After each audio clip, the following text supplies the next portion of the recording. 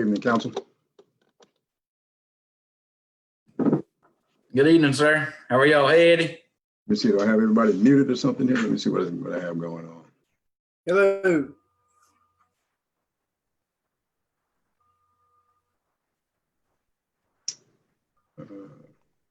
Hey, Miss Amy. Hey, how are you? Try it again. We get. All right, you working? Can you hear me out there? Yes, sir. Yeah. Can you hear me? I can't hear you, Ms. Flegler. You can't? I can hear. I'm not hearing anyone right now.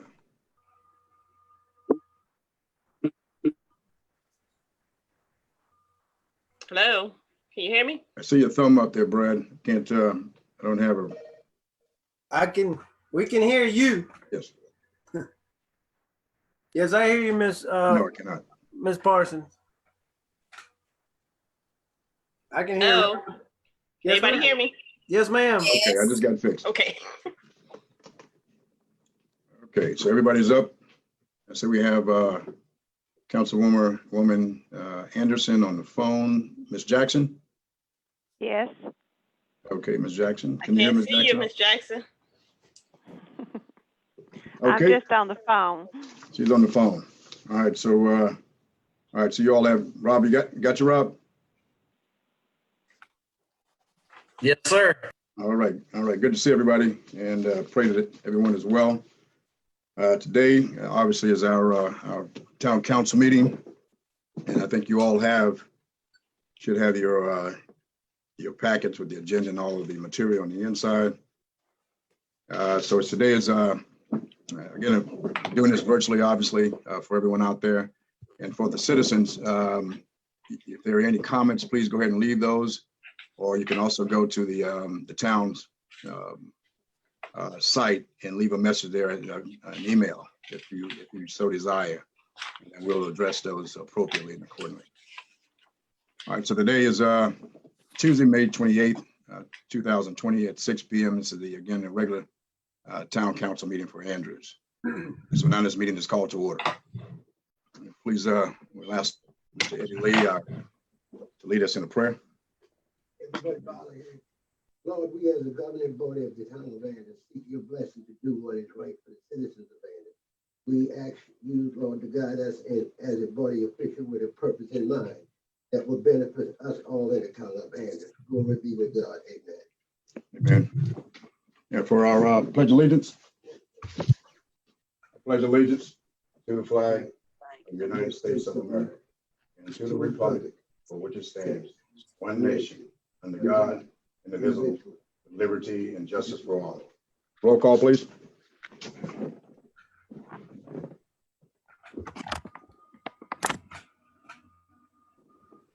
Mayor McCleary, Present. Mayor Pro Tem Bradley Prince, Present. Councilmember Anderson,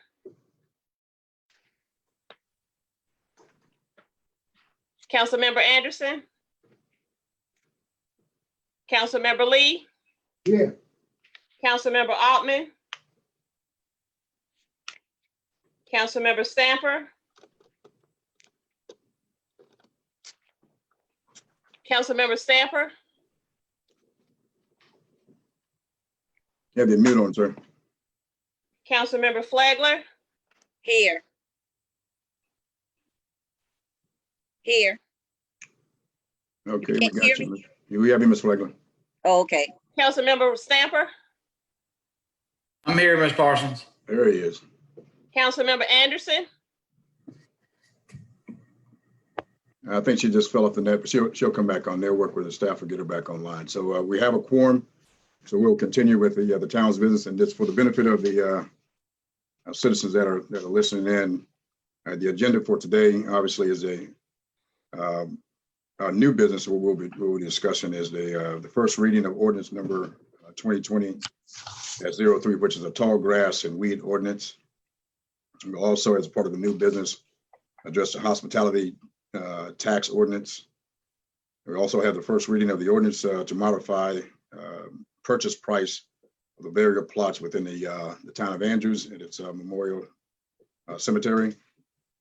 We also have an ordinance to modify the town of Andrews water and sewer rates, which is again directed by DHEC. We could talk more about that.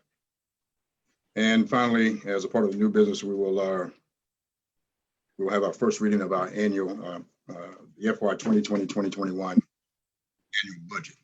And so those are the hot topics for this month meeting.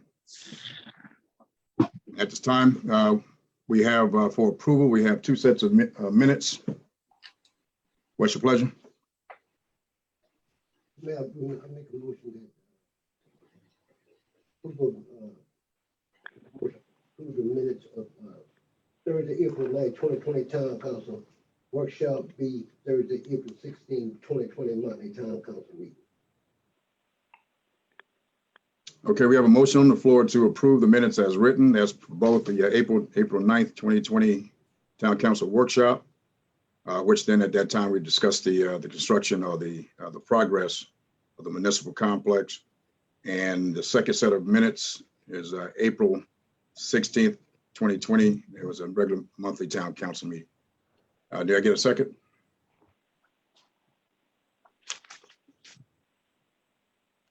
Second.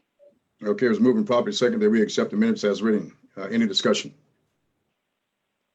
No discussion. Ready for the vote?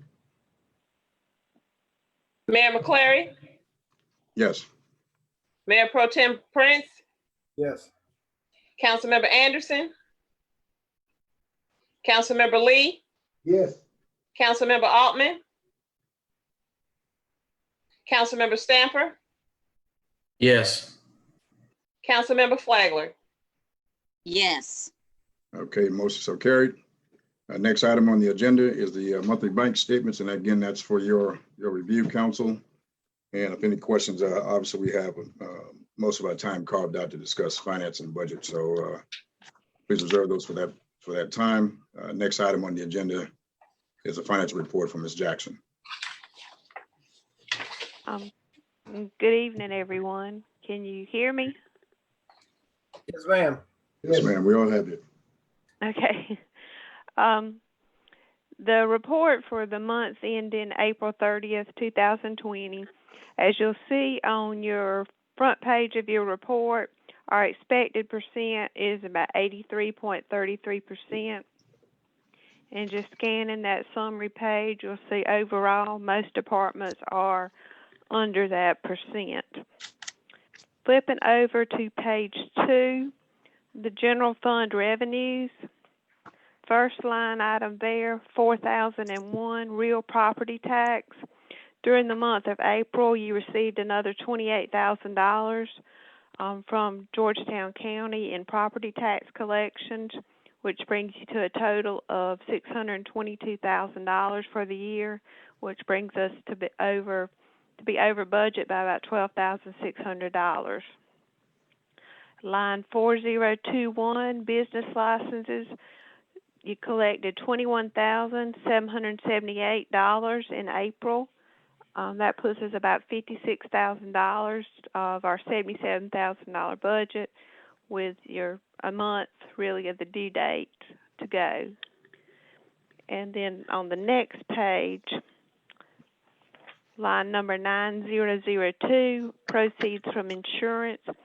You received insurance for a wrecked vehicle for $11,726. This brings your total revenues through April 30th to just over $1.4 million. Flipping over to page 7, we'll take a look at the police department.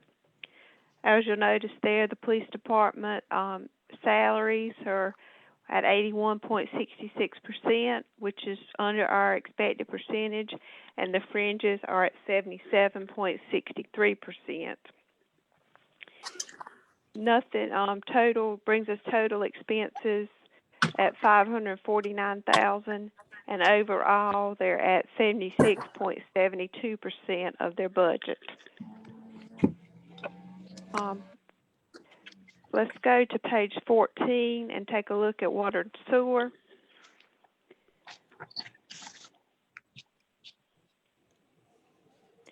Your water and sewer revenue, as you'll notice there, are at overall are at 92% of your budget, and sewer at 87% of your budget. So we're in good shape there. Key items that were spent this month on the next page, line 6317, engineering. You did pay Keck and Wood during this month for $4,555 for items related to some professional services and related to the sewer projects. And then also in line 6332 for Suez, you paid your last quarterly payment to them for $10,307.72. Are there any questions on this, anything I've gone over or anything in the report? Yes, I have a question. Yes. Okay, I'm just getting in here, but are we expecting any more? And you might have covered this. Are we expecting any more revenue between now and the end of the fiscal year? Oh yes. You have some. Looking at page 2, the second item there, line 4002, homestead exemption. That should be coming in. I believe Ms. Parsons called and checked on that because normally you would have received that by now, and they've received an extension, I believe, till sometime until May. So that's due to come in. Your big items that are still to come in are under 4016, insurance and telecom tax. You'll see we've got $270,000 remaining on the budget there. Those normally don't come in until late in June. And then also your franchise fees, number 4026. You'll see we've got $100,000 left in the budget there. Those typically, you have some big ones that come in there right at the end of the year, especially your utilities like Progress Energy don't pay until at the end of June. Okay, I think I remember that. I don't have it in front of me, but yeah, I remember those three, those revenues. I just had that question. Okay. Okay. And Ms. Jackson, just one note for you. Duke Energy made their direct deposit today for $102,000. So that would, with $102,000, if we add that, that would put us over the budgeted amount that we had for the year then. Yeah, so that just came through today, but that won't be recognized until the next budget meeting. So they actually paid it earlier than I thought they would. This year, because typically we don't get it until June. Yeah.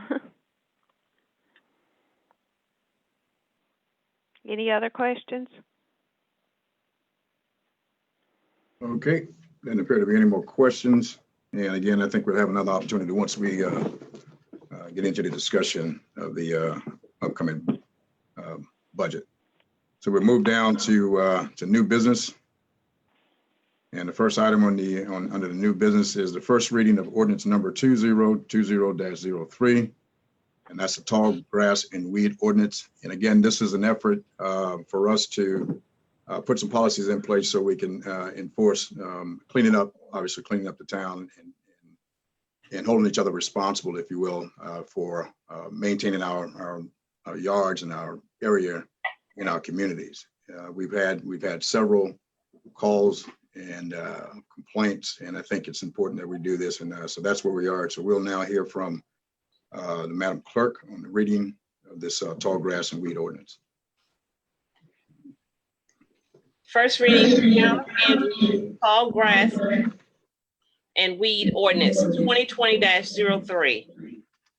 An ordinance to secure the public health, safety, and welfare of the residents and property owners by the control and regulation of height of all tall grass and weeds in subdivided lands and upon lands along improved streets within the town, to provide penalties for the violation thereof, and to repeal all ordinance or part of ordinances in conflict therewith.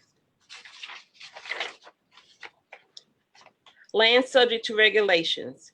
This ordinance applies to all lots and parcels in all zones within the town limits of Andrews. This ordinance does not apply to land used for agricultural purposes, including weeds in fields devoted to growing any small grain crops such as wheat, oats, barley, or rye. Portion of lots used for flower gardens, shrubbery, and vegetable gardens. Naturally wooded areas, regulated wetlands, or meadows.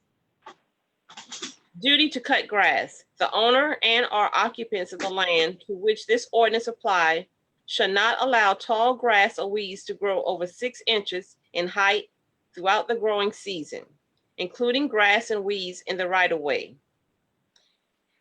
On an undeveloped lot, tall grass and weeds must be cut back at a distance of at least 30 feet from the roadway so as to allow a clear line of sight. Enforcement. Enforcement officer. This ordinance shall be enforced by such person who shall be so designated by the town. Right of entry. The ordinance enforcement officer and his or her authorized representatives are hereby empowered to enter upon any premises or land in the town of Andrews for the purpose of inspecting, removing of, and/or destroying of tall grass and weeds prohibited under this ordinance. No person shall interfere with such person or person while they are engaged in carrying out the provision of this ordinance. Violation notice. The notice shall be sent by both first class and/or by posting a copy of said notice on the property. The notice shall give the property owner 15 days from the date of the notice to cut the tall grass and weeds. Fail to comply. If the tall grass and weeds are not cut within 15 days, of the OEO shall have the authority to enter upon the land and/or to cause the lawn to be mowed by an authorized representative who is hereby empowered to enter upon any premises or land in the town of Andrews. The town of Andrews, its agents and representatives shall not be responsible for damage to buildings, vehicles, landscape, trees, shrubs, etc., doing the mowing of property in violation of this ordinance. Assessment of costs. All expenses of such cutting to include equipment usage, transportation, man hours involved, and overhead, including any and all costs incurred in the removal or relocation of debris, junk, or other miscellaneous obstructions, which shall be necessary to convenient to carry out the requirements of this ordinance, shall be paid by the owners of such land, plus administrative charge of 15% and thereof per residential parcel per cutting. If the property owner does not pay the bill within 60 days of the date of the invoice, the cost of such payment shall be charged against the premises, and it shall become a lien on the land or property assessed of the same character in effect as the lien created by general laws for taxes, plus any additional delinquency fee of 10% per month until paid. Any violation of this ordinance shall be a town of Andrews code violation, subject to payment of civil fine of not less than $100 plus applicable costs and other sanctions for each violation. This ordinance shall be in effect upon its second reading by Town Council of Andrews. Okay, Council, you heard the reading of the first reading of ordinance number 2020-03, the tall grass and weed ordinance. Can I get a motion? Yeah, make a motion that we approve the first reading of ordinance number 2020-03, tall grass and weed ordinance. Second. That's moving properly second that we accept the first reading of the ordinance for tall grass and weed.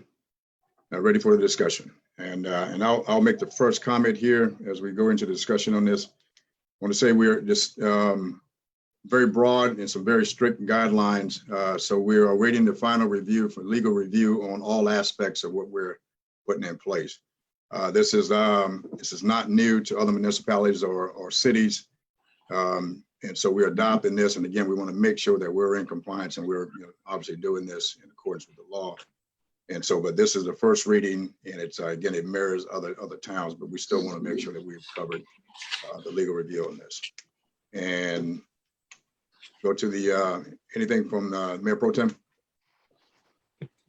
Just clarifying, I'm pretty sure it does say this is all property in the town, whether it be a business or a home or whatever. Is that correct? Yes, sir.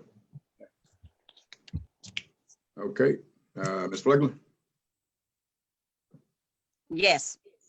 All right, any discussion? No, sir. Okay, thank you, ma'am. Mr. Stamper? Yes, sir, Mr. Mayor. Just one quick question. The enforcement officer that we're talking about, is it going to be a current employee that's already working for the town? Is just going to be another responsibility they're going to have to tote? Or we plan on hiring a part-time person or what? No, it will be, current employee would be the police department. And we've spoken with the chief and he's working that out. Again, probably the best agency because they're out and about in the first place and they have the authority to write citations. So, and I think it gives them an opportunity to get out on the ground as well. Oh, yeah. And one more quick question. The monies are for the penalties that we would potentially collect. Where will those proceeds go? Will they go towards just like our general fund or where will they go? Ms. Jackson, you have to help us with that. I don't want to give the wrong answer. They would just go in your general fund. Okay. All right. Thank you, ma'am. And Councilman Lee. Yeah, I think it's something that needs to be done. I couldn't agree with that. You're gonna get the legal ramifications. They can't, you want to come up closer? They can't hear you. I think it's something that we need to put in place. I Okay. agree with it. Okay. Councilwoman Angie? Yes, I have concern. How are we going to enforce this? And we allow people to throw telephone books in the yard and throw these news outlet, whatever, these weekly papers in the yard. So how are we going to tell people about their property, which is right, and not be concerned about that trash being thrown in their yard? Well, it's very different. The newspapers or the phone books, that's a distribution that, some of us may not want it because of this modern technology. And I think as we discussed, I think several months ago regarding the newspaper that's being, Yeah, I know it's totally different, but that's still a safety issue. I mean, we're talking about safety issue, everything, but I'm just saying, it seems to me that sort of. No, it's clearly different. What we will we advise citizens, if you don't want the newsletter that comes from the Georgetown, I would say write them directly so they can take you off of the mailing list. And I think that's the way, because you may have 50 or you may have 99% of your citizens that like this paper. And again, this freedom of press. So this we don't want to make a blanket. We can't. I don't think the Constitution can prevent them from delivering these things that they want. But I think individually, if you do not want this thing delivered to your house, please contact the distributor and address it one-on-one. Let them make address this by exception. But what we're doing here, part of our responsibility is the safety and protection of the people. That's what we, that's really the core of what we do here is making sure that the citizens are safe and protected. And again, with weeds, other things come, all these, snakes and all those things, and that makes it very dangerous. And then not to mention the appearance that the eyesore that it causes in the community. So we're right now, we're all not on board in terms of, taking the responsibility. So we're going to have to put a law in place to kind of enforce that. Anything else? Okay, I have another question. My phone was acting up. I now offer Stamper's question. How are we going to enforce this? Who's going to enforce this? The police department. How is it going to be done? The police department, same way they write other citations we have. This is all a part of any Class B or Class 1 law enforcement officer can enforce this ordinance. Oh, okay. All right. Thank you, ma'am. Any other discussion? Okay, looks like we're ready for the vote. Mayor McCleary, Yes. Mayor Pro Tem Bradley Prince, Yes. Councilmember Anderson,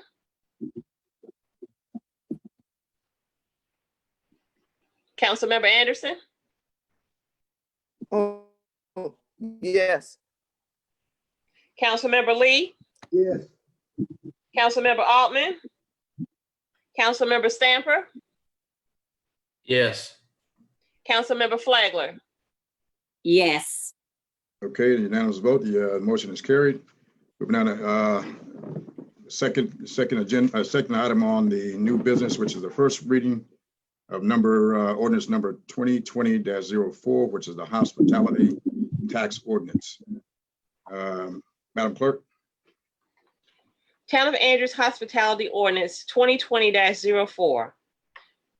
To provide for a uniform hospitality tax of 2% on the gross proceeds derived from sales of prepared meals and beverages sold in or by establishments, or the sales of prepared meals and beverages sold in or by establishment licensed for on-premises consumption of alcohol, beer, or wine, and to provide that the town clerk or other authorized agent of the town is empowered to make inspections to audit books and records for purposes of enforcing the provisions of this ordinance. This ordinance shall become effective upon its second and final reading. Okay, Council, you've heard the reading of ordinance number 2020-04, the hospitality ordinance. What's your pleasure? Mr. Mayor, I make a motion that we approve hospitality tax ordinance 2020-04, the municipal hospitality tax. Second. Okay, it's been moving properly second that we approve Second. the ordinance number 2020-04, the hospitality ordinance tax. Ready for the discussion?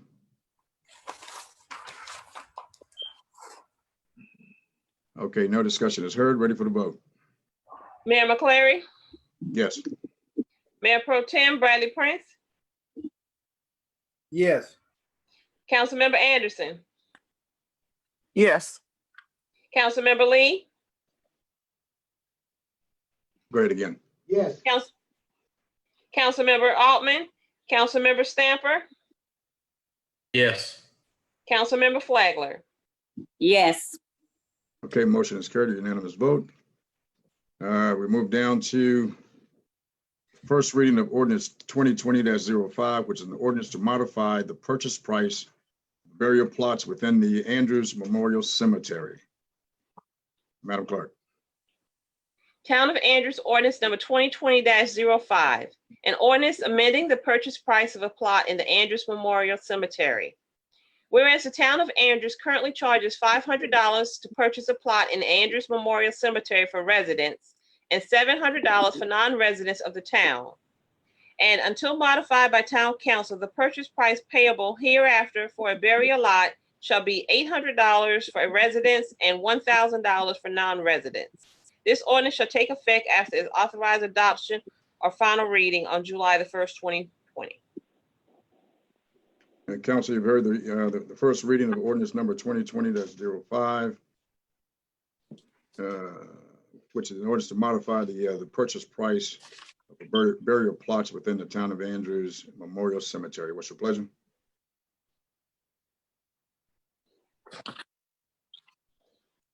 Okay, first, can we get a motion?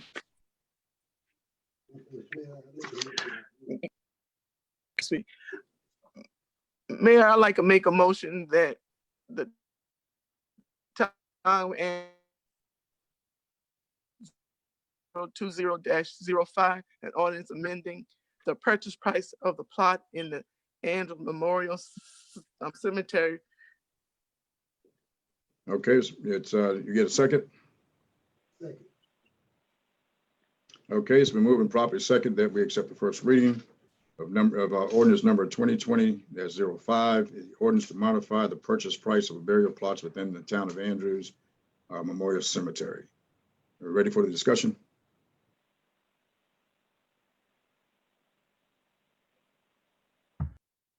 No discussion? Ready for the vote? Mayor McCleary, Yes. Mayor Pro Tem Bradley Prince, Yes. Councilmember Anderson, Yes. Councilmember Lee, Yes. Councilmember Altman, Councilmember Stamper, Yes. Councilmember Flagler. Yes. Okay, so unanimous vote again, the motion is carried. Move down to the first reading of ordinance number 2020-06 is an ordinance to modify the town of Andrews water and sewer rates. And we get a motion?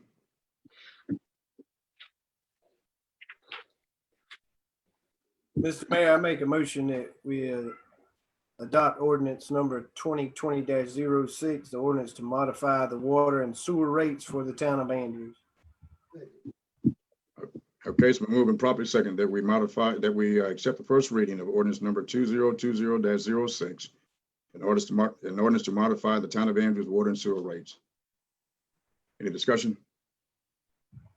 And I would like to, let me preface any discussion here. Again, as a reminder, this is the only rate increase, and this one is mandated by DHEC. And it's a part of it's an enforcement that it's part of a consent order, water and sewer violations dating back to 2014. What this revenue will do, obviously, is to build that revenue that will sustain our water and sewer system. Right now, that water and sewer system right now costs us in the neighborhood of about $2 million to maintain annually. And right now, for I guess a couple of decades, we understand where decline of our systems, and now we're being forced now to get them up to par. And again, that includes equipment, the certified personnel, all those things kind of play into that. And we've done quick math on this thing. We're talking about it at 3.2%. So if your water bill is $70, for example, your monthly bill will increase by $2.28, really across the board to try to make up the difference. And I think, and we have to keep in mind as well, that's still not going to get us to where this system, this department can maintain itself. Okay, so we're still having to pull from general funds in the neighborhood of, I think, about 150. It could be more. We'll talk about that in the budget discussion. But well over $150,000 that have to come from the general fund to supplement the water and sewer revenue, again, to meet those demands. So that's what 3.25%. Again, we've worked out an agreement with the department, DHEC, that we will continue to decline on the percentage of increase over the next 5 years. Because as we all, most of us would recall, there was a requirement was to increase this thing by 60% in one shot. And that was just, not reasonable. And so we've worked out where we can stretch this over about a 5 to 10 year period to meet those demands. And what I believe will happen as we continue to replace those aging lift stations and those things that will reduce the maintenance, thus reducing, the cost to maintain, if you will. And we're already seeing some of the positive impact from that. So that's kind of where we are. And our hands are tied on this one. And again, we've done the best we can in terms of getting an agreement to keep this thing at a minimum impact on our citizens. That's my piece on that. And we'll open the floor now for any discussion on this ordinance. Yes, Mr. Mayor, is this number also, I know DHEC mandated 60-something%, but this is something we worked out with DHEC at this rate, 3.25 for this year, and it might be a little bit different. Is that just a number that we're coming up with ourselves till we reach that goal of?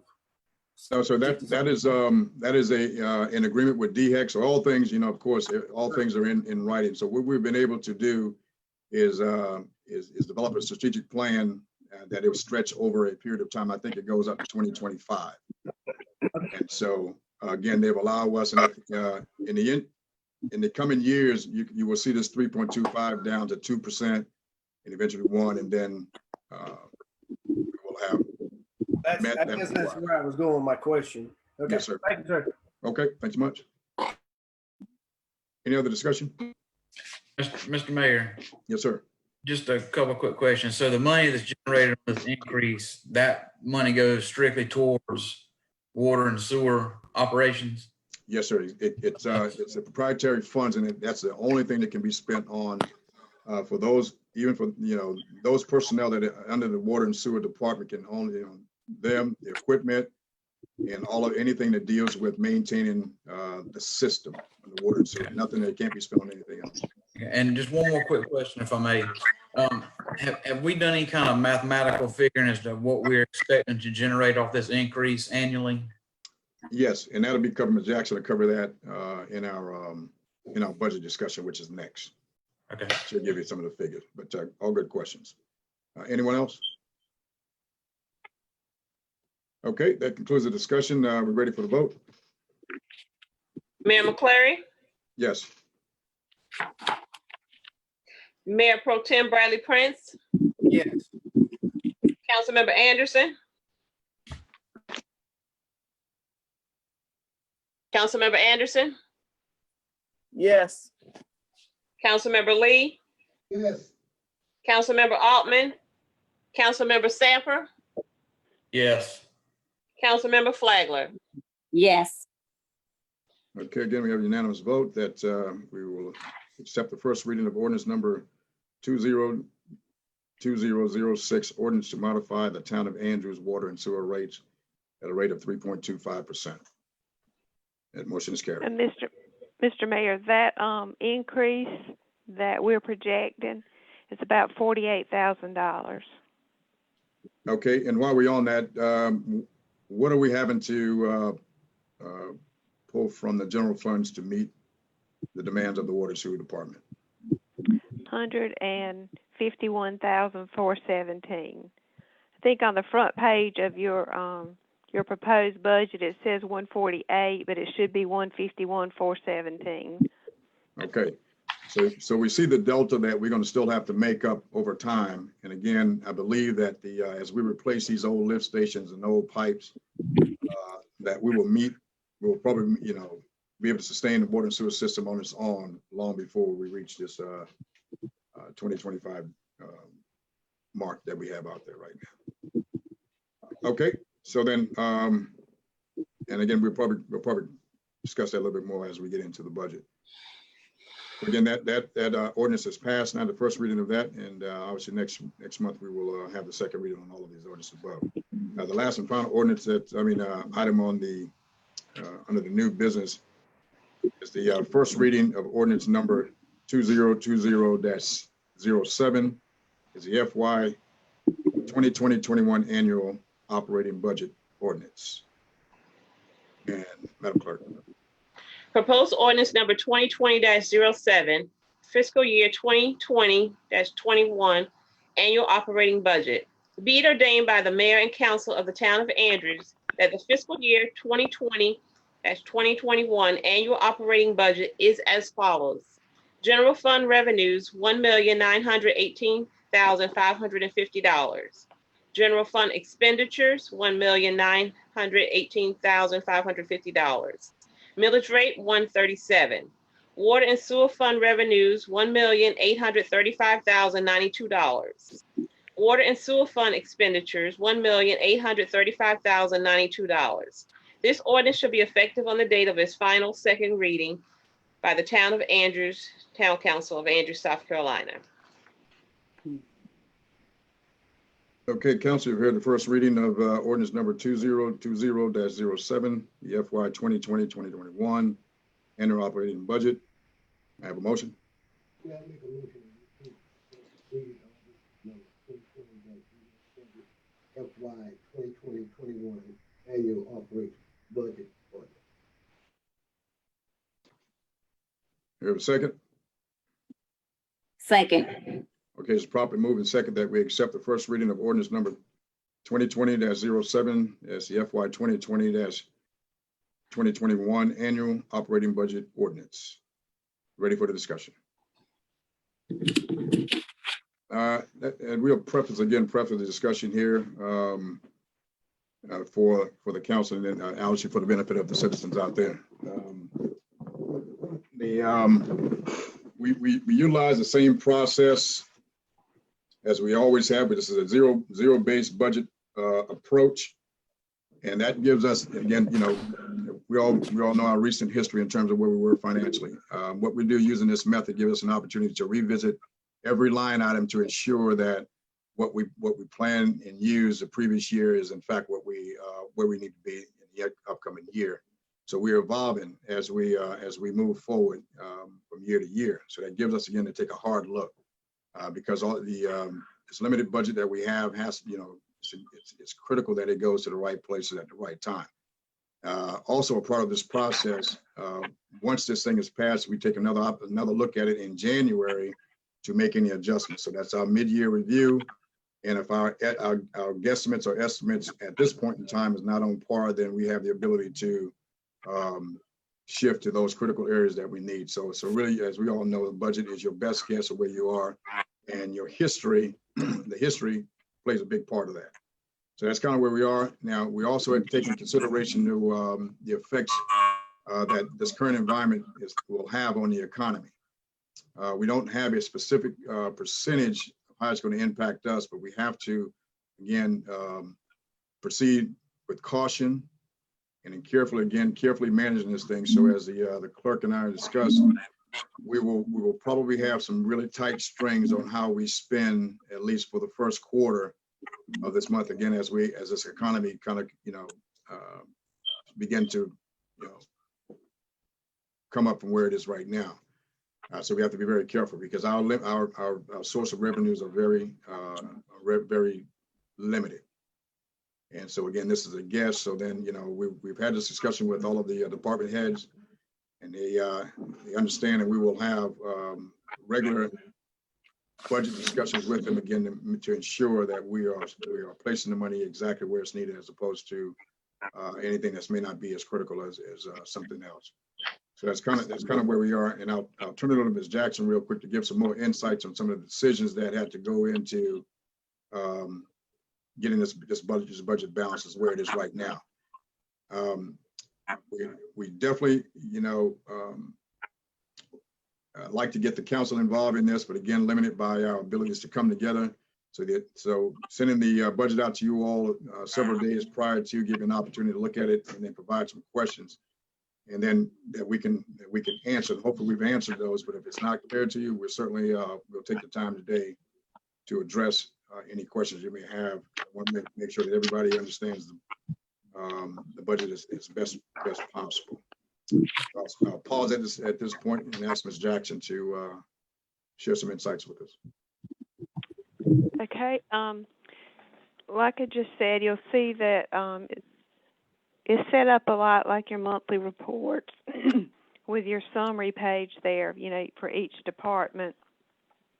And where you see where it says excess revenues over expenditures, 151,417, that's basically the amount that the general fund has to transfer over to water and sewer. And you see it under the water and sewer is showing a deficit. That's where they're having to receive the money from the general fund to support it. And I ran some percentages on it, on the categories of your budget. Your general fund budget is made up of 53% of it is made up of the salaries and fringe benefits that go along with it, your payroll taxes, insurance, retirement, workers' comp, things like that. So pretty much your fixed cost. So you've got that pretty much right off the top when you start. Your water and sewer budget, when you take your salaries and fringes, the debts that have to be paid, your long-term debts, to rural development, to City of Georgetown and Georgetown County District, Sewer District, and the volume charges that are paid to those two entities, that is 67% of the budget for water and sewer, right off the top before you start looking at anything else, any of your other maintenance and capital needs that you may have. So I thought those were some interesting key figures or percentages to look at. Starting over on page 2 for your revenues, the mayor stated this was a very difficult budget because we don't know the COVID thing was starting just about the time we sat down to start doing the budget. We didn't know how long this is going to last. We don't really know what the effects are going to be on the town. You know, you could see it affecting you in your property taxes. You know, if people are going to be late paying, you could see it in your state monies because, you know, if the states are not collecting monies, they're probably going to cut some of your money. Business licenses, we discussed that significantly because naturally some businesses are going to be down because of the sales. Some are probably going to be up, your grocery stores. I don't know, maybe some of your fast food restaurants. But the mayor also pointed out that you do have some new businesses in the town, so we're hoping that that will offset any losses that you may see in the business licenses. And we don't really know with your water and sewer, you know, if you lose businesses, if they go out of business, of course that can affect you not only with property taxes, but it's also going to affect you with your water and sewer and your sanitation fees. So we tried to be semi-conservative on our revenues. On page 4, your admin I have a part. question. Okay. I have a question before we go on. I'm looking Yes. at the 4002, the Homestead Exemption Act. It said we budgeted for 58,000, but we didn't get any this year. That Are we gonna get that? that normally comes in March, but it's I asked Ms. Parsons to call the I believe the auditor's office to check on that, and due to the COVID and everything, they had requested an extension from the state. So they told us that it would be, I believe, May. Is that correct, Ms. Parsons? Do you recall? I guess she didn't hear you, but that should be Yes, that is coming correct. in. Okay. So if you haven't, that should be coming in the current month, hopefully, or either in June. Okay, I have another question. 4007, vehicle taxes. We have collected, we proposed 110 last year, and we only got 100. Are we going to get any more of that? Because we are asking for 120 in the budget this year, 120,000. So Yes, you should have those come in every month, so you should have 2 more months of those coming in. okay. Let's go to 4016. Are we going to get any more of that? How much more are we going to get? I think you mentioned that earlier, and I was in my car, so I can look at my paper right now. So Yeah, that's one of those that I was April- talking about that doesn't come in till like in June. So those numbers should be Okay. coming in. You should see those coming in May and June. Okay.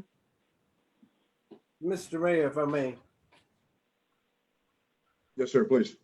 I wasn't sure how we were doing this, so I need Yeah, to I wanted to let Ms. Jackson, go through it. but whatever she's comfortable with, we can go with. So, Ms. Jackson, you so prepared for some questions? That's fine. We'll address the questions by department. Okay, Right. This question is more for, I guess, Ms. Dorsey and the mayor. Back on the first page, when she talked about the water and sewer and the debt and volume. I understand the volume thing, but the debt. Do we have any projection on some of this debt that we occurred years ago, and we'll be through paying some of this? I know some of it's going to be every year, but I know there's some things that's been lagging from years past we're still paying for. Is there any relief in sight on those? Let me see.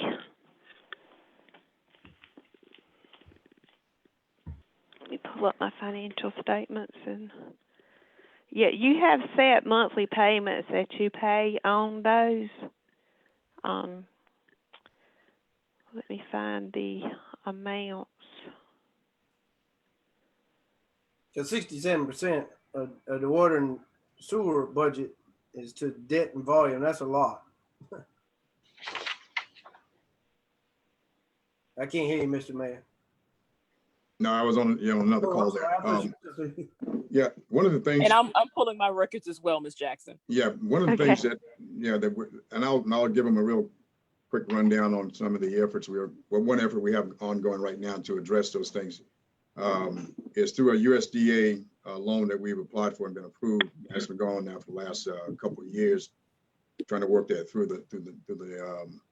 that process and the red tape, if you will. That is going to address these debts.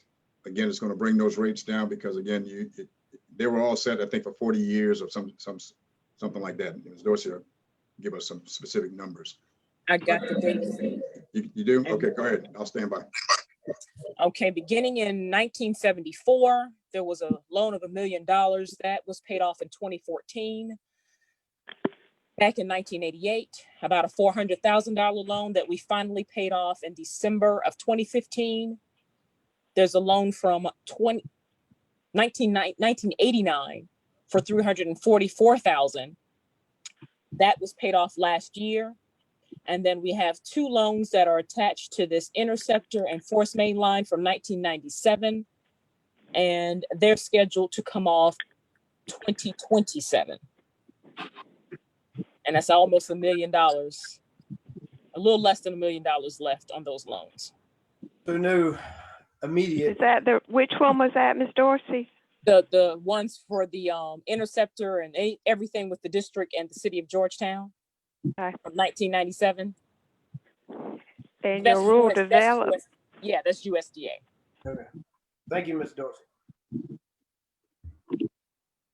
Great. Any other questions? And if not, Ms. Jackson will continue.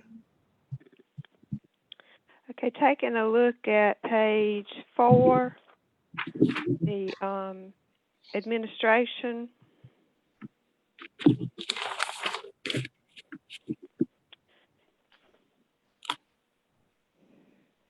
We did add, you'll see on page 5, 6441A, lease fees. We had it in there last year. It wasn't used. This year it's in there for $1,200. It's going to be like a fleet car that is split between other departments, the victim's advocate, the municipal court, mayor and council, and admin. So that's an item that changed this year. Any key items on there that there's any questions on? And you will notice in every department you should see an increase in the salaries because there is budgeted for a cost of living increase and some merit increases. I have a question. Okay. Okay, why? Okay, each year we end up paying overtime, we pay holiday pay and vacation pay and sick and other, 60-12, 60-10, and 60-05. Why didn't we put anything in the budget for those things? Really, because it's just a budget. We budget for the full, you work 40 hours a week. We budget for the full amount, just in line 6001. It's just easier that way. The payroll system splits it all up. I mean, because anything we would do to split it up between sick or vacation or anything like that is still a piece of your 40 hours. I mean, because if you get paid for 8 hours of sick time, that probably means you only work 32 hours of regular time. So it's all budgeted. It's just not broken down. Anything that we would try to break it down in those categories is, strictly going to be a guess based on what prior years were doing. And So you can't break it down until they actually take the time. Exactly. Okay. So all that's in 6001. That's what you're telling me? Right. It's budgeted because, we're budgeting for 2,080 hours. which is what a full year should be. So, I mean, So- we're budgeting for that. And if they So take that- sick time, then that's just going to be that hours that are there won't be in 6001. So when I add at the end of this fiscal year, when I add what's in 6001, what's been spent, and all, it will come up to what we budgeted for 2020. Right. If you're like, I'm looking at the April report. The total in all those categories are $94,000. If you take out overtime pay, you're at about 92,000, and there was 97,000 budgeted. But you said overtime is overtime in that price? No, overtime is budgeted separately. 6001? 6003 overtime is Okay, I budgeted see. Okay. separately. I see that. Okay, gotcha. And if you're looking at your monthly you. report, bonus pay is budgeted separately too. It's all budgeted in admin, but it's really the whole town. So don't look at that and think that all those bonuses went in admin. That went to the whole town. Just for budgeting purposes, we just put it all in the admin department.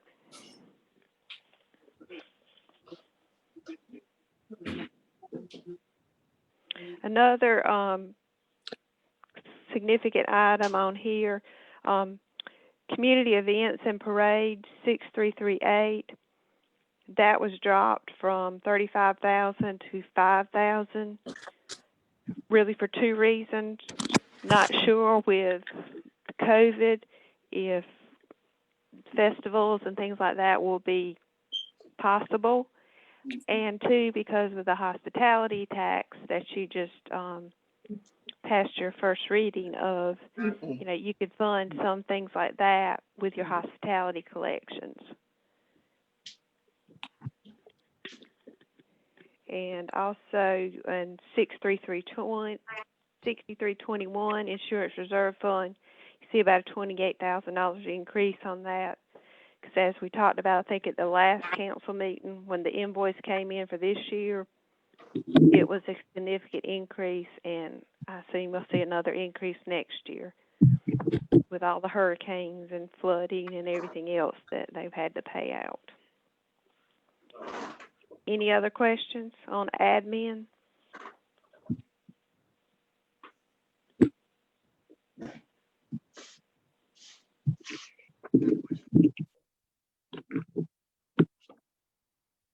If not, we'll flip over to page 6, Mayor and Council. The only thing really there I think you'll see is significant is is the travel being cut. Same reason, I think most of your conferences and things like that will be done virtually this year because of COVID. Hey, just one thing on that, we left enough in there for, especially for our new council members. Again, if there's an opportunity that you have to go somewhere and travel to be a part of, an educational program, we left funds in there for the new council members, if that works out. But otherwise, as Ms. Jackson has said, all of our training and programs will be virtual. And I think everyone has a notice from the Municipal Association that this annual meeting will be virtual on the 17th of the month of July, I believe it is. Okay, continue, please. Okay, You got a question? page 7. I think we have a question with Okay. Well, I'm gonna see where she's going next. Are you leaving that, Ms. Jackson? If there are no further questions. Okay. I guess that falls in on 6,100 operation expenses, the big difference there. I guess that's the total. It's the travel. Okay, thank you. Because the travel was cut between training and 6350 and 6352. You cut almost $13,000. Okay, that's what I thought. I was just making sure that. Yeah. Let's see. The next page, page 7, Police Department.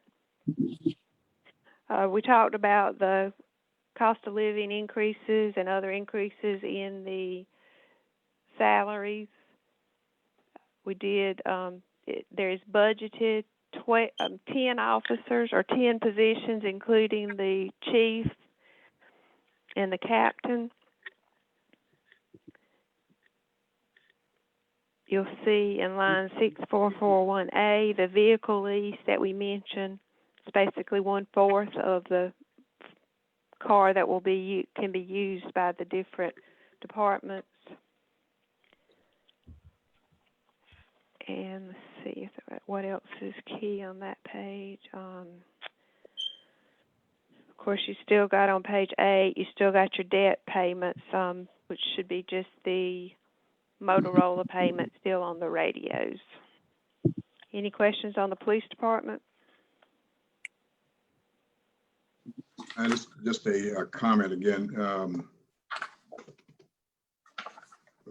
As we look at these salaries and how they're adjusting and improving, going in the right direction, we all know that that's important for all of our departments because we're on demand in probably in every one of them. Specifically for a department like the police department, which requires certification, and these folks can pick up and move when they want to once they get certification. So we have to bring the salaries to the comparable rates to like towns and cities, and we're much better off than where we were last time ago. And as you can see, we were attracting some quality officers here and doing great work here in the community. I think we're at 9 right now, and one young man will be interviewed, I think, this week or next week for that 9th position. And so then we were able now to establish this pay scale and be consistent based on the officer certification, experience, and those kinds of things. So now we do have those things in place where, as we project in the future, we have a model that we can really take a close look at to determine how do we outfit, man, equip an organization like this. And this is what we're doing across the board for each of the departments, which we haven't had in a very long time. So I think we're doing pretty good in that department. Any questions? Yes, sir. So that being said, the chief is understanding he has budgeted for 10 employees. So in October, he's not going to come at us and ask for 11 or 12 employee, correct? He's just going to have to deal with what he's got. He probably will ask for it because they all do, but no, he's fixed. When we set this, he's fixed. And now, of course, in January, if there's something where we're budgeted for, if it's a piece of equipment or something like that, or a car, right, and he feels that it's more important to have another man on the, person on the ground, then the council will take a look at that because, as we all know, council sets the organization structure, and any modifications to that will come back to council for it. But that's how that'll work. But once we set this in July, locked in for the year. And he's going to have to manage that, just like they have to manage. We're putting a lot of pressure on the chiefs to manage their budget, to especially overtime. So if you look at those lines where we have overtime, there's significant cuts in overtime, because once you're full strength, you should be okay. You should not be consuming all that overtime in one chunk. So I'm holding them accountable to do that, and that's why we will have this probably either monthly or bi-monthly budget review with the chief to see where they are now and how quickly they're spending the funds. Any other questions? Okay, Ms. Jackson. Page 9, the fire department.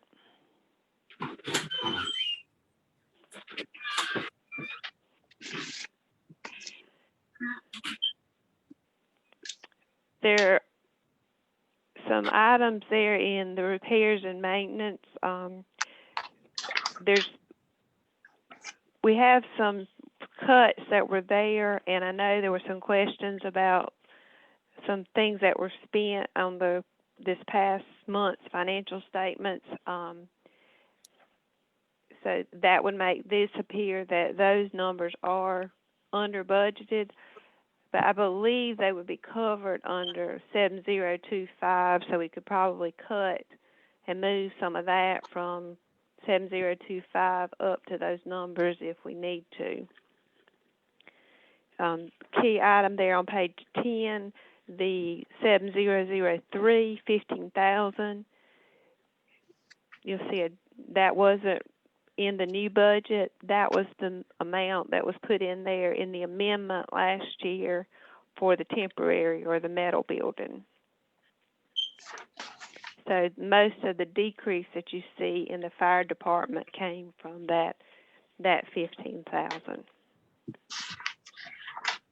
And Any just a questions? yeah, just a comment on that, and that's why I think the zero-based budget approach helps us to clean up some of these line items, because you'll see supplies here or maintenance and repairs. It's kind of appear in, you know, a couple of the line items, and it makes it a little bit more difficult for the department heads to manage. So as we just identified, a lot of the maintenance and repairs came out of another budget line for the fire department. We can now decide to eliminate that, put all those resources in one line, and then go from there. It's kind of cleaning it up so we can be a better management tool. I got a question there too as well. Yes, sir. I didn't catch this too much before I sent my questions into you. We're talking about police department, administration, cost of living raises. I don't see any increases in the wages in the fire department. Right. These are all of your full-time employees, and what we see in the fire department, what's happening is that those two part-time employees also benefit from the fire calls. So that's kind of where the increase, if you will, comes for those two volunteer firefighters. Over.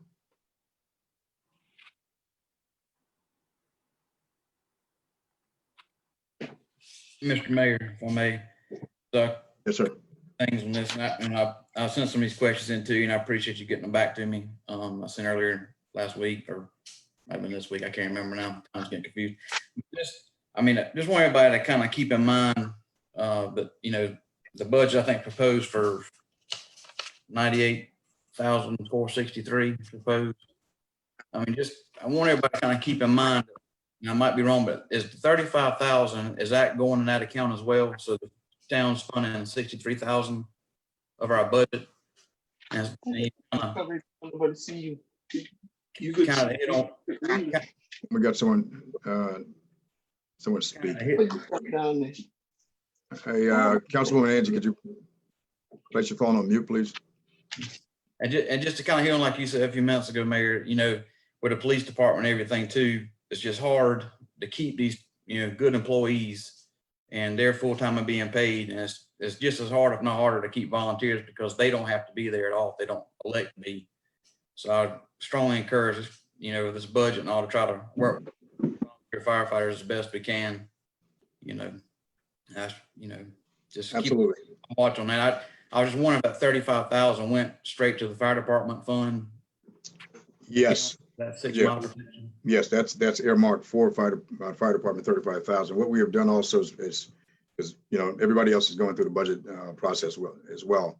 So we've sent a request to county for an increase in those fire calls stipend, I guess, if you will, because again, since the original contract between, or the agreement between county and town of Andrews back almost 30 years ago, there have not been any increase to keep up with the, you know, cost of doing business. In addition to that, as you know, both you and the Pro Tem, you guys are firefighters, you know now that over those years, the coverage area has expanded to about 6 mile radius outside of the city of Andrews.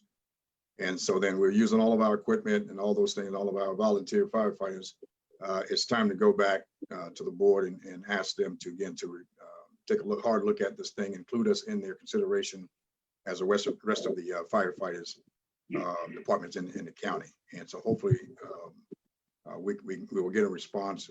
We sent that off, I think, earlier this week, and waiting on a response back from the administrator on that. But we're approaching it from that area because there's a large percentage of our calls outside. I think probably somewhere close to 50% outside of the city of Andrews. In addition to that, you guys are being called out to almost all the time as a part of the lift assist. And so all those things kind of, consume that $35,000 very quickly. And so hopefully you'll have a conversation with the county administrator here soon to see where we're going with that. And once we do that, then that will be included in this next turn in the second reading. And perfectly we'll see a change in that line item. Yeah. And I, with the increase in the county coming, that'd be fantastic coming in that account, but also just want to remind the town and Miss Jackson will try to look out for us as best they can. We'd appreciate it very much. Yes, sir. Absolutely. We have to, obviously it's like a broken record. I know I keep saying it, but even though we're volunteer, we still have to abide by the same rules as a career staff would, with training hours, equipment, maintenance, certifications annually. And so they don't cut us any slack by being volunteers. So we still have to bear the same weight as a career staff would. Absolutely. Okay. Okay. Ms. Jackson, are there any other questions? Ms. Jackson, continue, please. Let's flip over to page 13 to streets and sanitation.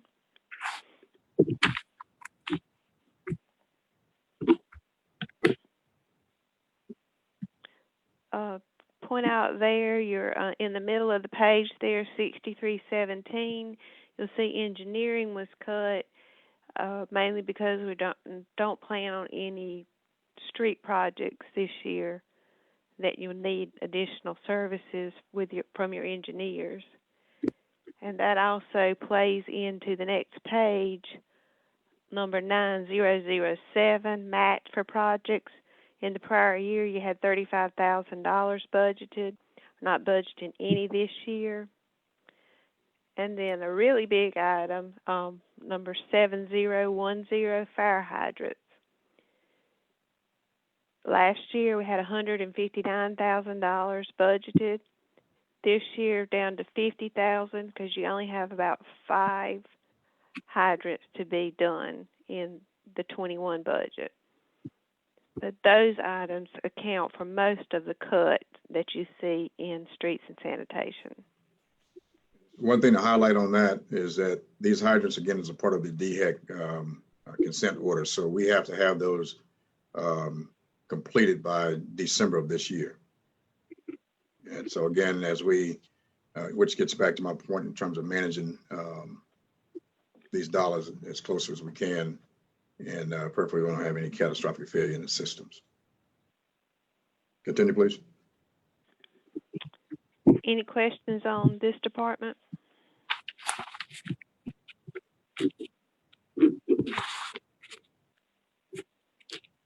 You got one question from Councilman Lee. Actually, this question is for you. How much more additional money we got for the fire hydrant? I know you said we got 5 more. And the question was how much I guess the cost to replace the fire hydrants. We've got $50,000 budgeted. Okay, thank you, ma'am.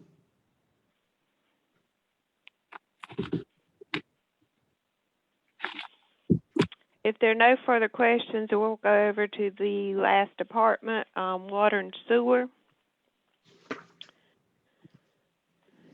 Page 15.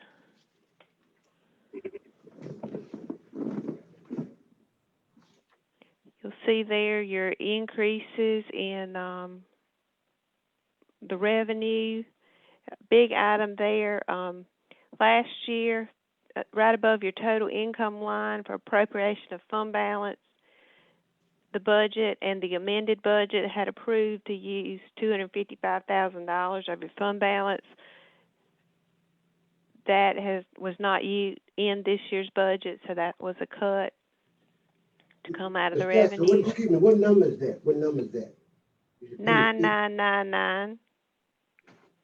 In the middle of the page, right there where you see total income, it's just above that. I see, thank you.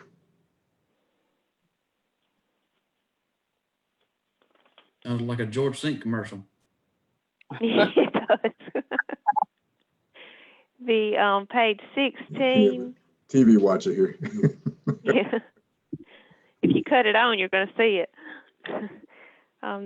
Page 16, the top of the page, 6315, contract and professional. You'll see a cut there of about $100,000. That's because in the prior year we had those well abandonments. So that was not in this year's budget. So that's cut.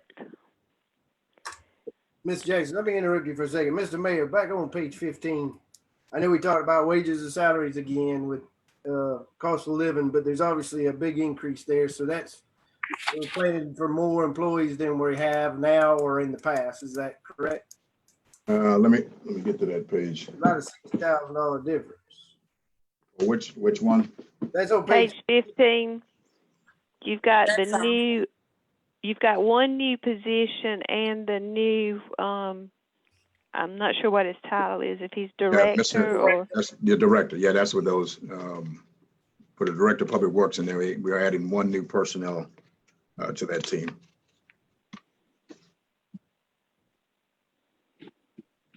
And the rest of it is the results of the COLA and the merit increase based that we've been placed here. So that's kind of where all that the salary kind of is generated from. Mr. Mayor, on the merit raises, didn't mean to cut you off, right? On the merit raises we're referring to, are those based on evaluations conducted by the supervisor or department heads? Absolutely. So it's built into, again, as we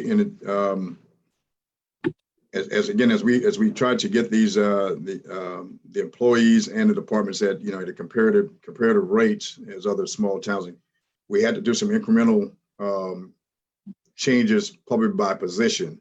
And so now we got them all up to, again, where we can look at them from experience, certifications, qualifications, those kind of things right there.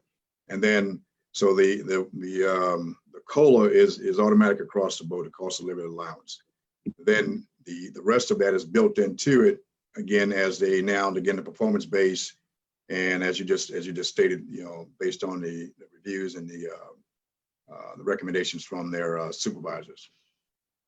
That's how that's gonna play out. And we know hopefully that's an encouragement for folks to put their best foot forward. And we're also encouraging folks to go out and get your certification. CDLs are big. Anybody who has the ability to operate heavy machinery, those kind of things, carries a lot of weight as opposed to just a labor. Okay, so that's how you kind of approach it. And we're beginning to look like any other corporation or business where we have these kind of systems in place, if you will. Yes, sir. Okay.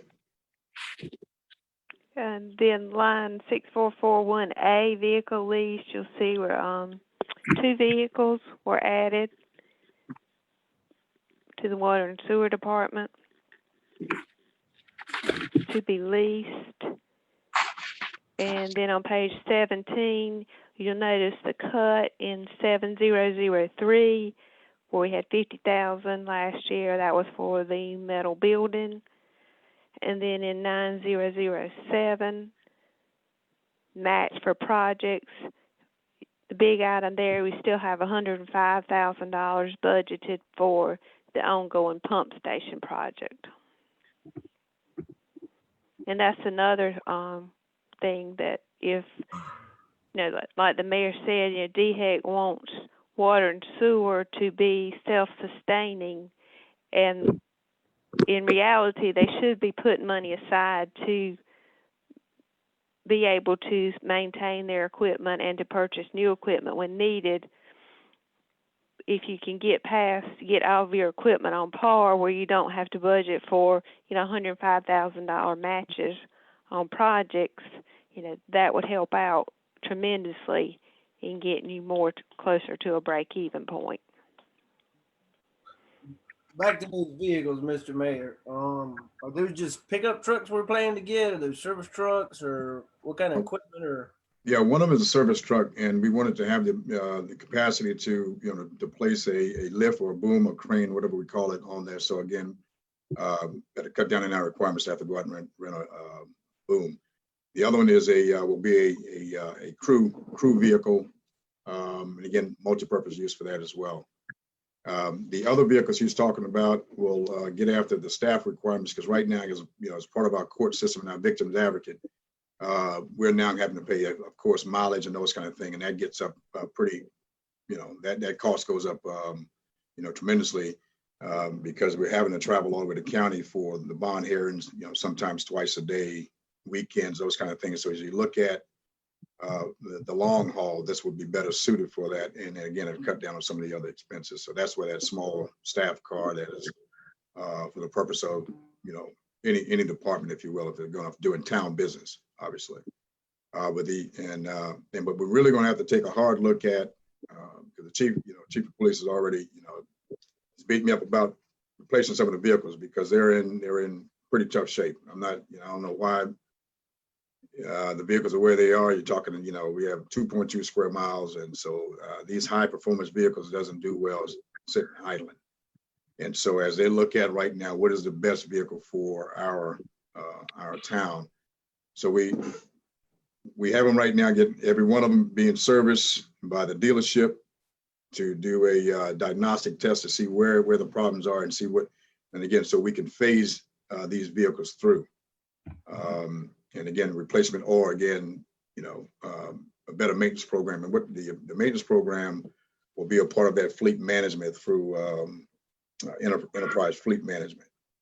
So he may not come back for more people, but he's definitely going to come back asking about some better vehicles. And so we have to take a look at that probably around the January midterm review.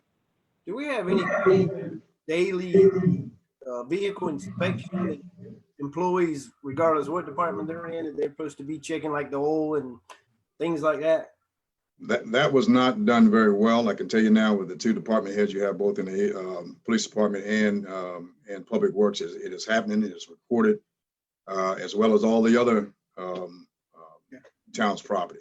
Yeah, we use at the mill, we use like a little check card every day, and you got to sign off on it. You check the oil, the glass wasn't broke. That way you can kind of track where damage was done and who did the damage as well. Absolutely. Okay. Yep. Yeah. Good point. Yes, sir. All right, Ms. Jackson. And that's all I had. If there are any other questions, I'll be happy to try to address them. I do have one more, Ms. Jackson, now hush. And this goes back, I guess, to the current budget or every budget. I just happened to run into the chief at the same time that he got the approval on a grant from the municipal association. Where does that money go back into? Does that go into the fire department, or does that go in the general fund? Well, the fire department's in the general fund, so yeah, it all goes Okay.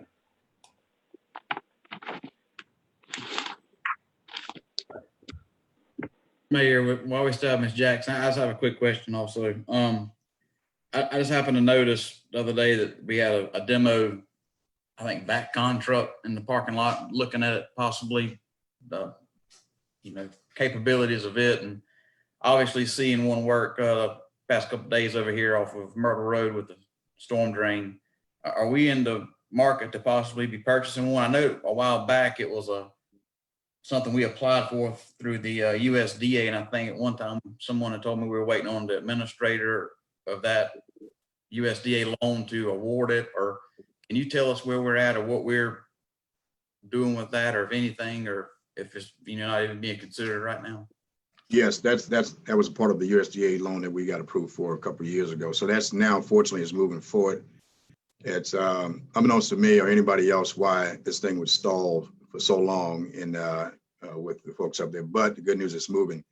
The VAC truck is a part of it. It may not be that Cadillac version that we saw. It'd be great if we can get that, because it will eliminate some of the other things other equipment, because this thing just have multiple arms on it. So we're looking at funding it through that source, or whether it's a finance, lease finance, or whatever the case may be, we really need to get that because as you know, the amount of money we pay for rentals and people to come in to help us with our sewer issues, it will pay off in the long run. And so that was an awesome machine. And so we're looking at that and a street sweeper they brought in a couple of days ago and demonstrated that the capabilities of that system as well. And so and again, thankfully we're in a stable financial situation where we can get these lease or some kind of a finance plan going on, much like we have for the trash truck, to get these critical things to again help with maintaining the beauty of the town. So that's one. I know. Yeah, it was pretty impressive what they can do with that thing. Thank you, sir. And two, on the like the several lift stations and things we have around town, everything. How are they looking? I know we're doing a lot of upgrades and things like that. The ones that haven't been upgraded, do we still have, enough pumps to handle the capacity and all going to those lift stations? Yeah, we do. We have more pumps, more lift station than we need for this small town. So a part of this this process, and again, answering the mail for DHEC, we're eliminating as many as possible, trying to go to gravity lines, and then those that we have to maintain, they will be the state of the art, like the ones I think the 4 or 5 we have in place right now. Just informed today by the director that we're going to have to take a hard look at the pumps right now. We don't have enough pumps on the ground. We're in good shape right now, but if one or two of them go down, it's going to be a challenge for us. So we're going to have to address that starting tomorrow, and we'll get back. That may or may not cause a shift in some of the line items in the budget, but that is one of those things that is critical, obviously, to make sure that we have in place. Thank you, sir. And that's also something that DHEC mandates. We have to have 2, I guess, pumps in every lift station. Is that correct? Yes, sir. Well, 2. Yeah, especially with the failure, if we have, if it's a power outage, they're going to go down. So all these things, it's just, that's where it's really sensitive, talking about waste management, is those lift stations and the maintenance and all those things, and make sure they're modernized to cut down again on some of the spillage, if to cut down or either eliminate some of the spillage that we've experienced in the past years. Mr. Mayor, I have a question for you. Yes, sir. I know when department heads put in a budget, it's more of a wish list sometimes than a want list, but there is some crucial things throughout every department that you can't cut. And so I understand, that you and the staff have probably went back and tweaked this from where we're at now, has been tweaked from what they turned in. Are the department heads in each department okay and livable with this? Are they just screaming that they can't make this work, or what's the response? We haven't had anyone say that it can't, and we certainly, they're also a part, and I didn't mention it in my opening comments, but they're also a part of the process, just like you all are, to take a look at it. And as I told them, I expect just like I would, I'd come in high, ask for the world, and then, then reality set in, and I have to get what I absolutely need for it. And again, just because this is first reading, they're also going to take another look at this thing to see where we are, and then make some recommendation within their department, within that current budget. So if it's 198,000, whatever, then what in that 98,000 that you need to keep if it's in the fire department, if you will. But if it's critical and 98,000 is not going to work, then we go back to the drawing board. Is okay. So what do we pull from somewhere else? So it's someone will end up coming up short if we have a tremendous amount of high priority requirements. Yeah, thank you, sir. Yes, sir. So it's a lot of dialogue is required to make this thing work, and then management after that, as we all know. Okay. Anyone else? Okay, that's there any other questions? Again, we will have another shot at this for the second reading, or anytime between now and then, if we have any bright ideas. At this point in time, we've had the discussion is complete. We're ready for the vote. If we get a motion on The first reading of ordinance number 2020-07, FY 2020-21 annual operating budget. Mayor McClary, Yes. Mayor Pro Tem Bradley Prince, Yes. Councilmember Anderson, Yes. Councilmember Lee, Yes. Councilmember Altman, Councilmember Stamper, Yes. Councilmember Flagler. yes, Okay, the motion is carried, unanimous vote. The first reading of ordinance 2020-07, which is the FY 2020-21 annual operating budget ordinance, is now moving to the second reading next month. That brings us to last two items on the agenda, which is the mayor's report. And council, if anything, certainly if you have, we will open the floor up. It's just not on the agenda, but we'll give you that opportunity. A couple things from me. We need to address, we're still under a state of emergency, obviously, but of course the governor has relaxed some of those restrictions. And I encourage we all to go to the latest governor's executive orders to see what that is. Councilwoman Flegler, I still owe you an answer on the question you asked me last night, and I'll provide that tonight on that, because this thing is changing rapidly. And as we all know, we're opening the doors in a lot of different places, but so now it's really on the individuals to exercise some discipline and again, to keep the proper distance, do the right things to make sure that you're safe and people around you are safe. So that will not change in the near future. So that kind of gets after the COVID-19, the flooding situation. I'm looking at some of the comments on Facebook, and I'll address those real quick because we want to hear obviously from our citizens. So these last few days, obviously, but this the unexpected downpour of the rainfall has created flooding in areas that we're familiar with, and there are some new areas to include Main Street. Again, unexpected, but it is happening, and it's costing folks home. And we all have been out there talking to people, so we're trying to gather all the information. Again, how do we remedy this? I think it's important that we all understand that we as a council certainly have a concern because these are our citizens. What's the challenging part is that we don't have the responsibility or the resources to maintain these things. So we have to go back to, so everyone, it's important to know that the state, South Carolina Department of Transportation, owns all of the roads in Andrews. All of the roads. There are some roads that are owned or required for the county to maintain. The town owns all of the alleyways, okay, which a lot of work is to be done there as well. And I found that we do have some storm drain systems in some of our alleyways. Again, that does not remove us from the concern of taking care of these things. And I appreciate all of the council members who were able to get out and assist the citizens here during this time. What we've done in addition to that now has gotten Senator Sabb involved, state level, Congressman Rice, who has been appointed by the governor as the flood mitigation, I guess, czar, for lack of a better term. And we had just met via phone conference to discuss how these monies that the state have now is going to be disseminated. And a lot of the criteria Andrews meet in terms of low to moderate income, the effects that we've had over these last several years. And so then we're working hard for us to be the #1 priority to get the funding to fix these things. In the meantime, we're also working with Mr. Timmy Britt from the South Carolina Department of Transportation to come do the routine maintenance that is required of the state. That's on these ditches and these drains. So he will be here on Monday, so we can point out exactly where the flood areas are, like South Popular. Always is a problem. I mean, gets flooded out. We have homes. I think about 6 homes out there got flooded out this time. The last 2 times, to be honest with you.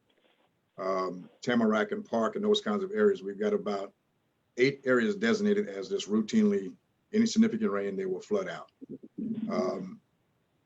We've had a storm drain study ongoing for the last 8 months. That is just to identify it. So now some of the funds that we're looking for coming down from state will address the construction of the new storm drain system. And so I don't have a specific date on that, but as I continue to begin to work with Senator Saab's office and Congressman Rice and Mr. Sel Hemingway, again, all those guys are involved in that. And again, it was good to see County Council Member Raymond Newton out assisting with that too. So they got some resources moving very quickly here to identify one of the key choke points or collapse points, which was along Myrtle Road. So if you go out there right now, you'll see this gaping hole. It's a 48-inch pipe that had collapsed in the drainage system, and unfortunately, this was the exit, close to the exit point on the south side of town for the water to go outside. So that collapsed, and again, they've opened that up now. They've removed that collapsed pipe, and I think they will be back tomorrow. And I'm not sure how long or what it's going to cost, but again, that is state to take care of those things, and we'll be there to assist where we can. And Mr. Rivers, our Public Works Director, has been a part of that. There's no, I think the individual insurance going to have to cover the damages right now, because again, I don't think that's covered under there's no federal emergency associated with these floods. So we don't have any answers for that yet. Who's responsible for what? And so we'll approach that and we'll address the concerns of citizens as they come forward. One of the other comment here on Facebook is animal control. It's obviously a challenge for us because we've had some stray animals around here. There is notice in place that folks have to maintain and keep their animals in a confined place. One of the challenges is that very few of those stray animals have any markings on them. The greatest challenge is that we don't have the ability or the capability to control the animals, to move them to, because here's the deal, and I don't know when this changed, how long ago it was, but Andrews had an agreement with the county, again, to manage these stray animals. At some point in time years ago, that went away. So in our coordination and working with the St. Francis Animal Hospital, we've learned that each of the entities, Georgetown, the county, and all of them have an agreement. You have to have a written agreement, which in this case costs about $75,000. As we just talked about, where are we going to find $75,000 inside of the budget we just discussed? They're a nonprofit, so I understand, it's cost to do business, but that would be I'm not so sure where we would pull that from for that. So we have to look for. We're trying to be creative on this. We have a couple calls into the director there, and she and I have been missing each other. Prayerfully, we can work something out where we could potentially, have a limited contract or an agreement with them to come take care of the animals that we have out right now that are running loose. Hopefully, we can work something, and then that would end it. So it would be a task-based agreement as opposed to one that is covering, an annual cost of $75,000. We just cannot afford that because something will break if we pull $75,000 from that.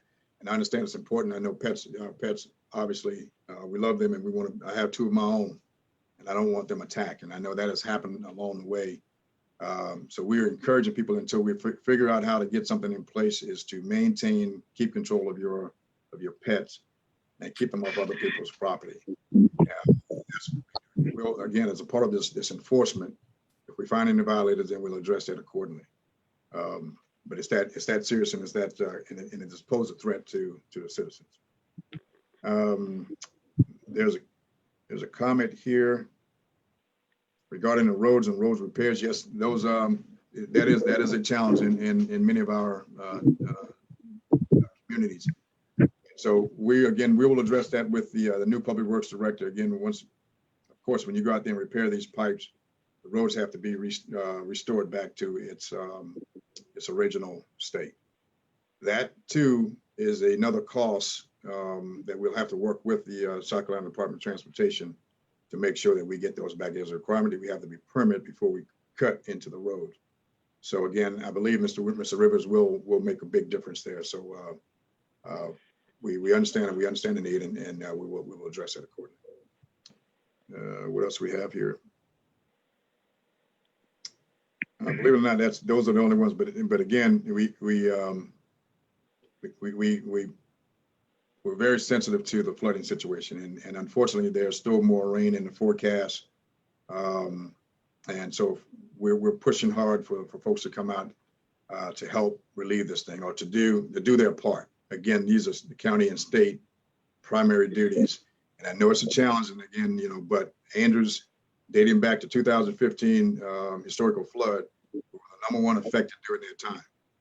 That's documented as a part of the state analysis of during that storm, and in every subsequent storm, we have been greatly affected. So then, hopefully, those powers that be who are managing the funds can understand that, and then move us up to the top priority, or at least close to it, so we can start getting some of these things fixed. Okay, and while that's happening, there's a grant. Right now, county is working with Mr. Ray Funny and those guys again to also address the flooding, flood mitigation problem. So a lot of things moving, just don't have anything in place yet, and so we'll continue to work that hard. I'll pause there for any comments from council members. Yes, sir. Go ahead, Ms. Blakely. Sir, Mayor McCleary. Getting back on the potholes and stuff that's on the streets, do we have any of those steel plate? Because off of Main Street on to North Beach Street, I've sat there, day from day and watched these cars. I don't know why they're in a hurry, but there is a deep hole, and a lot of the cars has a tendency to go on the other side that is better. But we have some of these impatient people that they want to pass them.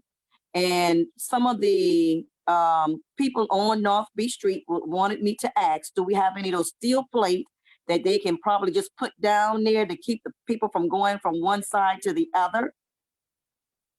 Yes, ma'am, we do. And I know that most of them are deployed, but we'll take a look at that. One other thing too, on Beach, that road is in terrible condition.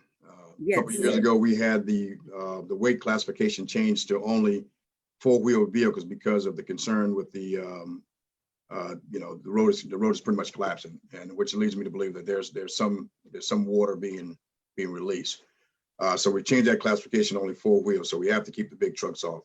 Again, that is one of the top priorities for Mr. Rivers to go ahead and address now. We probably need to replace those pipes from Main Street down to Gapway.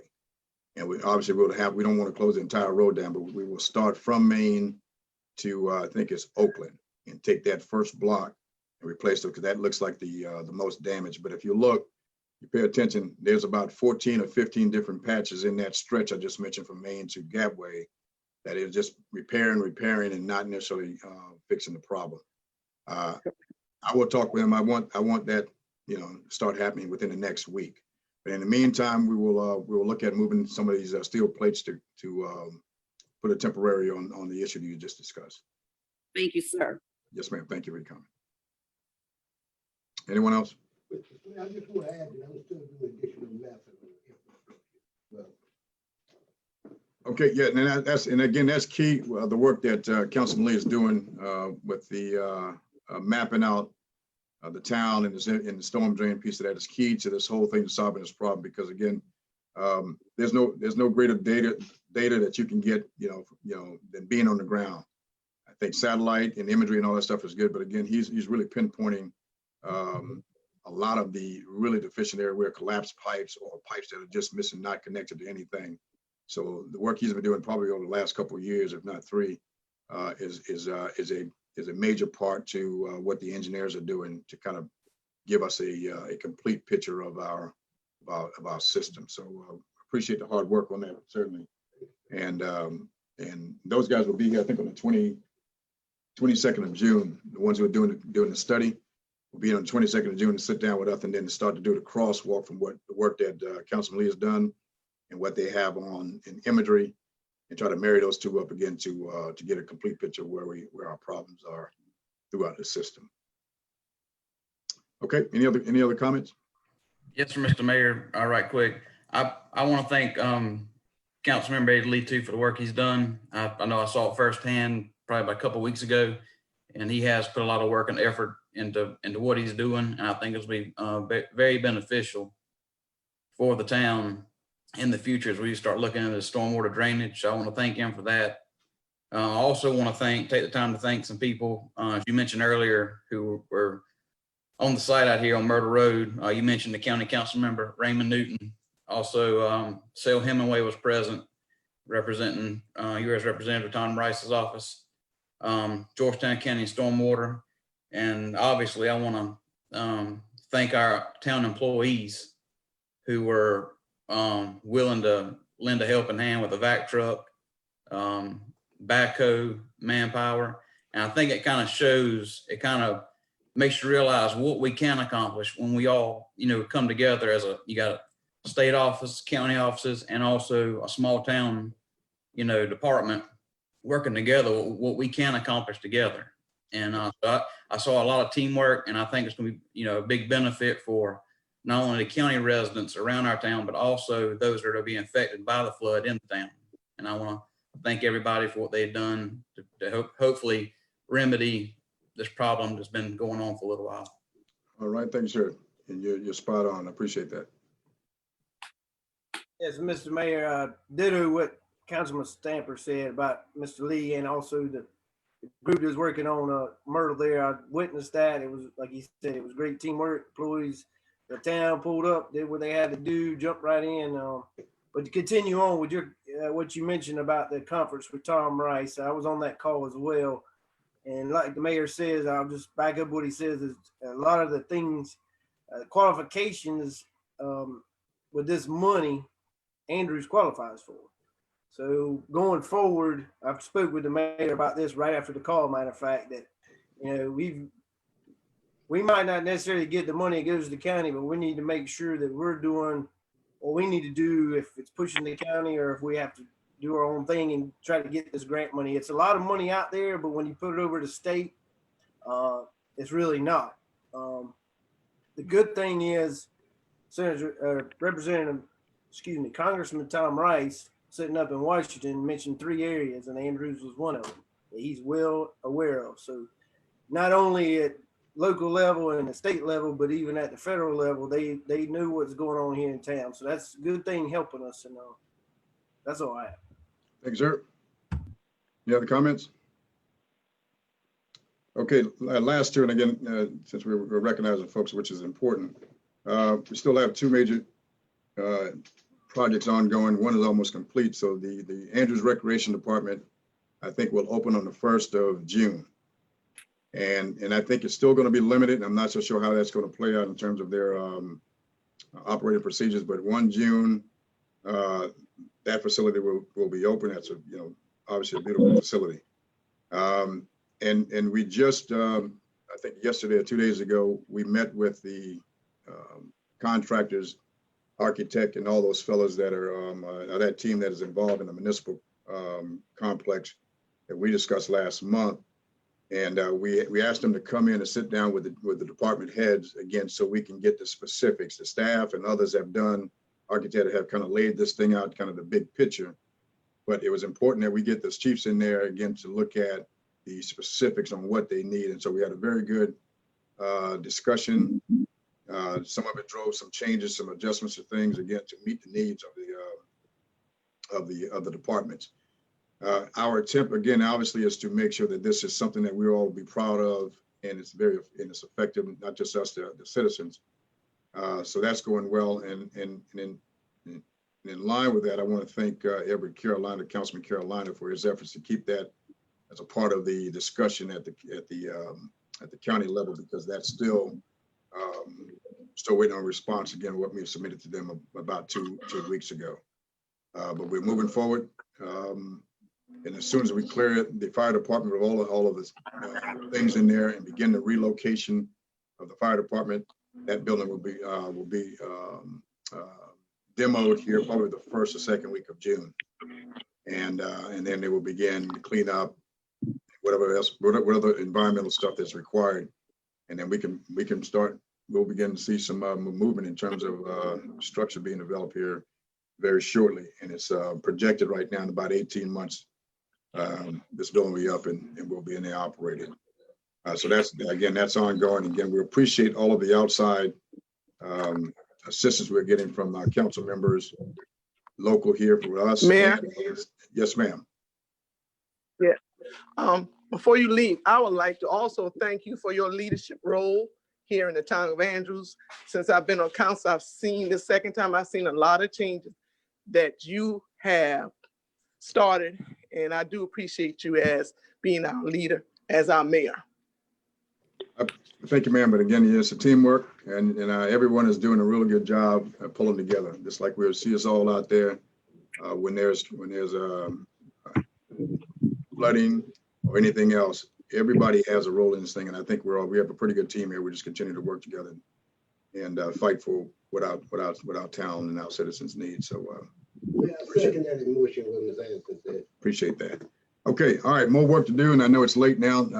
Unless there's any other comment or question, we want to go ahead and ask for a motion to adjourn. May I make a motion? Second. All right, so moving properly second, we adjourn this meeting. So the Andrews Town Council meeting is officially adjourned. Thank you all, and be safe out there. We'll talk to you soon. Thank you, sir. Bye-bye.